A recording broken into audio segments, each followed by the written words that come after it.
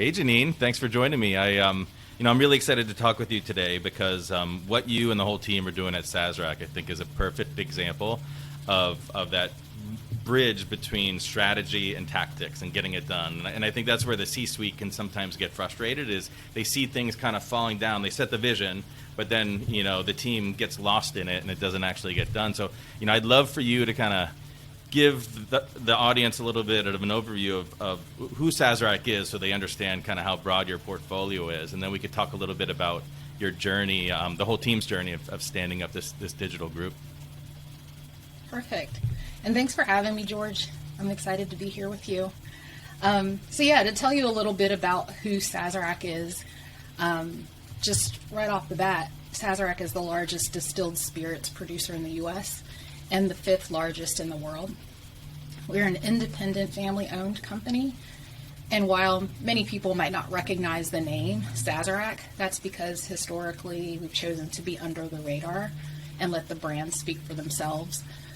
So your listeners probably know Fireball, Southern Comfort. Those are pretty well-known brands, but bourbon fans will know the beloved and award-winning bourbons in our portfolio, like Buffalo Trace, Eagle Rare, Blanton's. So those that are serious about the bourbon hunt love those brands. But with over 400 plus brands, there's definitely something that Sazerac produces that has come across your plate or your glass at some point. It's a tremendous portfolio, and I think it was 2 years ago or so that you guys really started to put investment and effort into standing up a digital group, almost from nothing.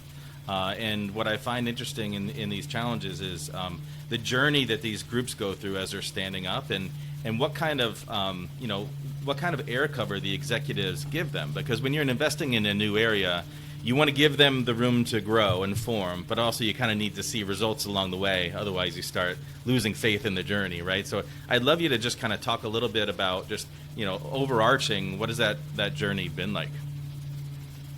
It has been like flying the plane and building it at the same time. So I think your point about the vision and showing results is really well taken. The culture here at Sazerac is really about an entrepreneurial spirit, and so we pursue lots of ideas that have the potential to become big ideas. We place our bets strategically, and one of the big bets was that we need to really get in the game in a serious way with growing our digital expertise internally. And so as part of a new team coming on, there's obviously a lot of learning the company, learning the industry type of work that needs to go on. And there were some really major projects that needed to kick off right away. To start a digital foundation, there's a technology play that needs to come in immediately so you can set the foundation. And that foundation is in place, but it definitely took a lot of work, and while that was happening, some of those projects had to get super accelerated. One that's a really good example is Sazerac House, which is a destination, almost like a cocktail museum and distillery all in one in New Orleans. And the team had just come on, and we needed to have a web presence stood up in a shop. So that occurred in like lightning speed time, like 30 days, which is kind of wild to think about standing up a Magento site from start to finish in that time frame with photography and all of that. But things haven't really slowed down since that first launch, and we've now got 5 brands using the Adobe Experience Manager platform, which is that foundation. And off of that, all kinds of new initiatives have sprung up to build up a digital asset manager within that platform, to use the platform for marketing, purely marketing only sites, and for e-commerce sites, and to make them a hub. So if you were to go to Sazerac.com today, that's one of the big facelifts that we were able to do, because without a digital team in place to help guide things, the website had remained stagnant for about 8 years. Yeah. But beyond just websites, there's the fact that we kind of operate in a system in the spirits industry that places some rules and regulations on our ability to connect with consumers. So 3-tiered means that we are required to work through distributors and retailers, and even platforms like Drizzly are actually part of that system. So it became critical for us to establish relationships with consumers directly, and doing that digitally is part of what we've begun working on, and still have a lot of progress to make on that front. Huge kudos to you and the whole team on not only getting the quick results, but then also expanding across the portfolio. I feel like so many times when you look at other organizations, they'll have that success in one area, but maybe that's because that brand was really easy to work with, right? And then when they try to expand into the rest of the organization, they can't really get things gelling with the other brands, and they get lost in the tactics a little bit, I think. And I think, dealing with that 3-tier system and such a complex landscape just makes it that much harder, and that's why you should get much more kudos on what you've all been able to accomplish there. Because even, I think a reminder for the audience is, as a company, it's older than the government, right? And usually when you see old organizations like that, you see a lot of bureaucracy. But I think the culture and the focus on outcomes there has led to the opposite of that, where it's very lean, and you're just getting stuff done. So I'd love you to talk a little bit about how did you expand into the other brand? How do you get the trust of the brands? You're a new team. They're set in their ways of doing things for a long, long time. How do you win the trust of those brands? For sure. I think it's there was a lot of enthusiasm in the organization, because folks in brand marketing and in other teams were really trying to do digital as an extension of their 15 other responsibilities as brand managers. So it was a lot of enthusiasm to have folks that had experience in this area to help out. And so a lot of that wasn't really a problem, because folks were excited. And beyond that, there was some really significant projects that came to bear, where folks could see what the impact was going to be if we partnered together. So some of it was brand, just pure relationship building, as any person would do when they're new to an organization, brand by brand, working through projects that will help demonstrate capabilities, and that becomes sort of its own case study for other brands. But there have been a few significant ones that we knew that if we could improve the way we show up on, we know that as an organization, distribution is an area where we're really great. We can get product, and we can get it done in volume. And so the way we show up on physical shelves is really important. The digital shelf over the last year has become wildly important, and we weren't really taking care of that. So it's working within the system, but these are retailers and distributors that we all know and love, and depending on the state you're in, you might be able to get products from those retailers online.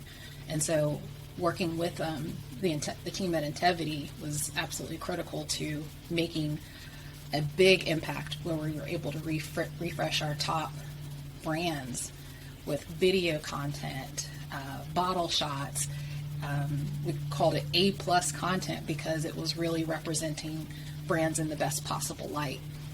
So I think those kinds of wins kind of build on themselves. It's a bit of a snowball effect, where folks see, okay, if I can get the pieces of this puzzle to the team, they're going to take the ball and run and make all of this happen. And it was no little effort to get this content syndicated across all of these different retailers and distributors, but it's made a massive impact to the business to have our presence upgraded there. That's great. Yeah, I guess so. You earn that trust of the brands by just doing the work, right? And things like digital Sure. shelf, it's not always sexy either. It's it's the equivalent of dusting off the bottles on the retail shelves, right? You got to clean up some SKUs, you got to get better images, and I feel like sometimes, when someone's standing up a center of excellence or a digital group like this, you can sometimes get too focused on these big decks and presentations where it's like, here's the future of digital, here's what we're going to do for you, and here's our process, and here's how you're going to bow to our process, which is never a good thing. And I think you guys did a bit of that, like, here's who we are, here's where we're going, but then it seemed like you just started getting stuff done. So and that built that trust. But then once you've earned that trust, I think, is there then a deluge of all the brands saying, oh my gosh, do more for us, do more for us, and then how do you not get drowned within that waterfall of requests and partnership requests? Endless prioritization. That's the major. It's a major theme here, because there's 400 plus brands. We're not working with every single one of those brands at the same level. So we've got to prioritize where we're able to spend our time. And some of it might be, we're going to help you with establishing standards, we'll establish process and governance, and we'll support you working directly with a partner that's in our pre-vetted set to get this done. And some of it is like, this is a really big, important initiative, so we're going to work together with you to do that. And sometimes we're developing the process. We don't have the process off the shelf to take and to say, this is how we're going to do it. It's a lot of learning in the trenches while we're trying to, so it's truly that analogy of flying and building the plane. But I think the great thing was that some of those early wins helped folks to understand that, we're here to support them and to make sure that this happens. And that's been really a major theme, because when you've got a fast growing organization, there's always going to be a lot of projects, and we're not a large team. So having to prioritize, having to balance execution and strategy, and being able to respond to those business needs has been really important. I would say one great example of that was I think folks that have worked in e-commerce for a while will have these preconceived notions about what you need to have in order to move forward. Like, you have to have this and that, and you have to have, analytics, and there are some pretty foundational things. But if you can kind of skinny down what needs to happen to that core work, then that's what allowed things like Sazerac House to take off. And this time last year, while we were working on building some of these platforms and enhancing them, it wasn't necessarily a place where we could take the time to get to a perfect state, but we were just focused on the core pieces and were able to double the e-commerce business. That is something that became, they kind of let us off the hook with that a little bit, and we're on target to double again this year. But it's just because there's so much opportunity, and we didn't let being perfect stop us from moving forward and getting those quick wins in. Yeah, doubling e-commerce business will definitely get people off your backs and give you a little bit of room to work, right? Correct. That is great. But that being said, if that pattern continues, then it's going to be, okay, we'll do that and do more, right? With the same resources that you have. And so if you've gone through this initial phase of introduce yourself to the brands, partner with them, get some quick wins, get some of that done, and then put in place some prioritization frameworks. Now, do you pull yourself back out of the tactics, and what's it about next? I know there's a very long vision there, how do you pull yourself now out of the tactics and think about what's next? Well, there is a pivot that comes when it's getting things done, getting them out the door. You also have to make sure that you're managing the change of that. Mm-hmm. That action, that activity is also causing some fundamental changes. The way that we come to market online, the way, like, once you establish that this is the direction and you've started to put that out in the world, you've now got to be prepared to maintain it and optimize it. So that's where at some point in the process you have to kind of pivot and say, all right, we're getting things out the door, but we also have to make sure that this is aligned to our longer term strategies and that it's not going to create more pain for us down the road because we did it a certain way. And that does take some time and some learnings. It's a part of our process to always go have a reflection on how the initiative launch went, where are the opportunities to learn, and we're soliciting feedback from all parties who were involved in it. So it's the continuous improvement that helps us to make fewer mistakes as we go forward. But yeah, there are a ton of brands, and it can become overwhelming. So there is a point where you hit a wall, and fast growth companies know that that's going to happen from time to time, and I think that's where you can just get even tighter with your prioritization and making sure that you're working on the right things and doing them in the right order. Yeah, and I think what also helps you in that situation is that culture. It's a culture where you can be a bit vulnerable and you can be honest, right? And you don't need to be just talking a big game. And because, like you said, a lot of these processes you need to create. I think a lot of people might think, I hate it when people say they're an expert in, digital or e-commerce because it changes so rapidly. And then industries are so different. I don't think you're going to I love playbooks more than anyone, but I don't think you're going to take your playbook for like e-com selling laptops to e-com, selling bev-alc. Some of it will work, but you're going to have to redo a whole hell of a lot, and you have to tell people like, hey, none of us know, we have expertise, but we don't know what we're doing with this, and we're all going to figure it out together. And I'm curious, how has the culture kind of allowed you to do that, and how have you kind of, worked through that to all figure it out together? I think that's because of the fact that we had folks across all aspects of the business trying to fill gaps in digital strategy or execution. They understand where their strengths are, and sometimes it's not in this area. And we understand that we might not be experts in how you get the best formula for a product and bring it to market on a shelf. That's not our lane, but we've worked really closely together to understand where there's areas that, this folks who've worked in this industry for a long time can help bring us along, and where we can help bring them along in terms of these are some things that have been successful in the past that we also think will be helpful in this case. And we've had to also check ourselves as well. Like you said, what you've done before may have worked great back when I was working at an organization that sold sunglasses, but this is a regulated industry and the rules are different, and you have to figure out how to win within that set of rules.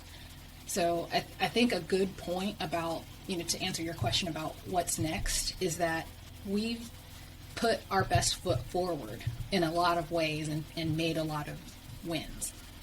But I think the next stage for us is about getting more of a testing culture filtered through our activities and with the brands as well, so that we're understanding that we put our best foot forward, we collaborated, and we've reflected and learned from it, but now let's test. Let's put variations out. And that's, what a lot of folks would say are table stakes for any digital marketing. But with the speed and the volume of activities that we've taken on, it's not had the prominence that we want it to have as our organization matures in this space. Yeah, that makes sense. And I think a nuance of bev-alc too is you historically haven't been able to be very close with your customers, by law, right? Yeah.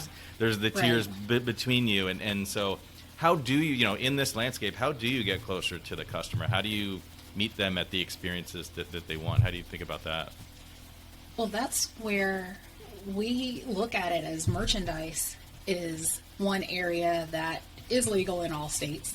Mm-hmm. And we have raving fans for some of these brands, and there's no better way of demonstrating your brand love than to put that brand on your shirt, to wear that brand, to promote it in other ways, on your coffee mug, with the hat on your head. That's been an area where e-commerce was recognized early as an opportunity to get closer to our consumers, because we're able to, at that point, you're getting data, you're getting feedback with their credit card swipe about what they're interested in. And social has played a huge part in that strategy. And social has gotten significantly better over time in terms of the data that's being collected, how it's being used, and just the quality of the content that's going out. So as you see, like, the metrics for social and SEO and all of these things continue to change. So to your point about being experts, we're always learning as well. I'm not going to be the person to say I have expertise in every single area that we're doing today, but it doesn't matter, because what matters is the willingness to learn, the effort behind it, and the measurement to keep getting better. So yeah, getting closer to consumers is an absolute priority, and we're found that digital is one way, between building a social following, campaigns that are running, and targeting different types of audiences, and just the ability to engage with them in a store or physical location, like some of our distilleries. All of that information is ultimately making itself a picture of who our consumer is and what they want. That makes sense. Yeah, truly engaging with them. I feel like a naive point of view in stepping into digital and e-com in this space would be, let's put our product out there, and they can buy it directly from us. But how many people are going to go to fireball.com and just buy a bottle of Fireball, right? They're engaging with content out there, and they're engaging with the merchandise, and I think that's just a great example of meeting, not having an ego about it, and just meeting them where they want to be met, right, and engaging them where they want to engage. That makes a lot of sense. For sure. And I also am curious, how do you bridge the I know that Sazerac's been investing in these physical spaces, right? There's the Sazerac house, there's the distilleries. How do you bridge the gap between physical and digital, and how do you approach that? That is also part of what we have discovered is an opportunity area for us. We are bridging that by meeting the consumer expectation that today, what you see in a physical gift shop, consumers have every expectation that those products will be available for them online, or that they should be able to get those products shipped to their home. We're, through the pandemic, initiated curbside pickup for several of our home places. And that's very common, that restaurants and many other industries have had to adapt to. But it was one where when you mentioned how old the company is and how long things had operated in different ways, it wasn't an easy lift to make something like that happen. But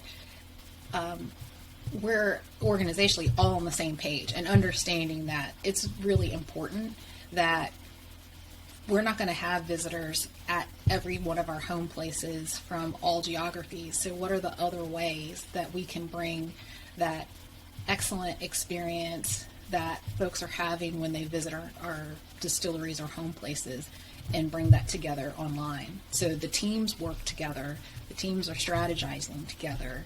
We're looking at it as a business, and it's important to have each business unit getting the credit and the results for their activities, but at the end of the day, we're trying to satisfy a consumer need and desire that's going to make our brand successful. So that's the approach that everyone's taking with it, and it's been so well received.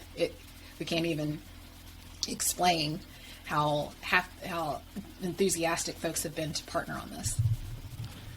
Man, it's unfortunate that I feel like it's rare that you hear how aligned different parts of an organization are. Like, you're saying it, and I almost feel like I need to remind you of how, because you're in such a great culture of all being aligned on the same outcomes and driving towards those. And I feel like that can sometimes be rare. maybe that's a good time to poke into. You seem happy with what you guys are doing, and I feel like right now a lot of people are they're going through the soul searching existential journey of what am I doing with my career, and am I happy in my job? What does make you really happy about what you're doing? It's the sweet spot of where I like to be. I've always been passionate about finding digital means of connecting with consumers and understanding what makes them tick. Like some of the classes that I loved the most in college and roles that I've had over my career, the sweet spot was where I was able to dive into consumer insights and also work with the technology that makes some of that happen. And it's ebbed and flowed, like from time to time, which side of that fence I'm sitting on. Am I more consumer insights and digital experience and user experience, or am I tech platform and coding and enhancements? But that's what keeps things interesting for me. And I like to be challenged and to learn in new areas all around that sphere. So being able to do this in a space where there's so much opportunity and there's no defined right way of doing it, we can create our own path and our own destiny. It's very exciting, and it's a great place to be. That's great. Executives around the world, please listen to that. Find someone's superpower, put them in the right role, give them the space to move forward, and give them challenges. I think everyone will be happy with that. And on the flip side, when we talk about quote unquote digital transformation and even just the word digital, there can sometimes be a lot of nonsense out there, a lot of just lingo and BS and who knows what out there, right? And I'm sure you've sat through all sorts of software demos and gone to plenty of conferences and interacted with other people in this space. I'm curious, what gets your goat as far as what's kind of just nonsense out there within this space? It really is that you have to have the 5,000 tech stack list in order to be successful. And there's some core pieces that need to be in place, but a lot of what is being sold or promoted as the silver bullet for XYZ pain point or opportunity that you're trying to take advantage of, some of it really just does come down to good fundamentals. And so if we were trying to have every single shiny object out there, we would definitely not have been able to grow and build at the same time. It just creates a burden of overhead that kind of can suffocate you because you've got all of this stuff to maintain. So in the beginning, it's important to appreciate the leanness and make the most of that by doing the core fundamentals right. That makes a lot of sense. But lots of shiny new paintbrushes aren't going to make you an amazing artist, right? I've tried. Oh, trust me, with golf, I keep thinking that new golf clubs will make me a better golfer, and surprise, surprise, they do not. But I love the journey that you've gone on. So over the last 2 years, just to bracket this, the last 2 years, there's been this stand-up phase, quick wins within even 30 days to get some great digital experiences out. There's been then really engaging with the brands, earning their trust, then kind of absorbing that deluge of requests and putting in place the right continual prioritization to know that their requests aren't going into a black box and you aren't ignoring them. You're focusing on the right things, and here's why. And now you're pushing that forward into test and learn and scale. I think that's a heck of a journey.